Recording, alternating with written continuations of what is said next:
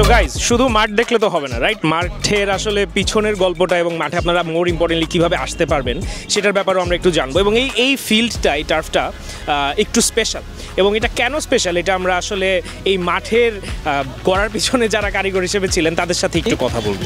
আমরা বেসিক্যালি নতুন যে টার্ফটা এনেছিলাম এটা হচ্ছে নভেম্বরে আমরা এটা ইনস্টল করি। এটা হচ্ছে শুধু টার্ফ নয়, এটা নিচে আমরা একটা সক্স প্যাড ইউজ করেছি যেটা খেলতে গেলে আপনাদেরকে আরও কমফোর্ট জোন দিবে। অ্যান্ড আমাদের চার্জ হচ্ছে টার্ফ আমরা উইকেন্ডেতে 8,000 টাকা নিয়ে থাকি 2 আওয়ার স্লট, অ্যান্ড উইকডেতে 7,000 টাকা। অ্যান্ড পাশাপাশি আমাদের একটা গ্রাস ফিল্ডও আছে যেটা আমরা উইকডেতে 6,000 টাকা অ্যান্ড উইকেন্ডে 7,000 টাকা চার্জ করে থাকি।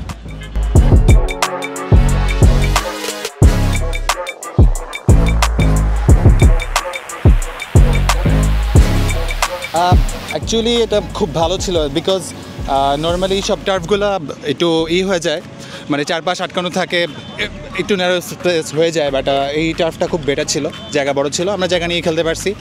আর এই টার্ফের যেই গ্রাসটা খুবই বেটার ছিল। লাইক আমি লাস্ট যে টার্ফটা খেলছিলাম, আমি জায়গাটার নাম বলতে পারবো না, বাট এতটুকুই বলবো যে গ্রাসের যেই ছিল, হাইটটা ছিল, পারফেক্ট ছিল স্পিনটার জন্য। অ্যান্ড এয়ার ফ্লোটাও খুব সুন্দর ছিল, একটা সাইড ফ্রি ছিল। So it was fantastic experience.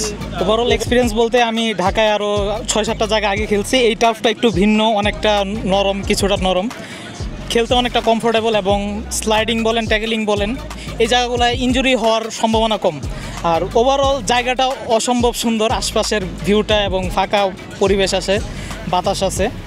So খেলা খুব ভালো এনজয় করলাম আর কি।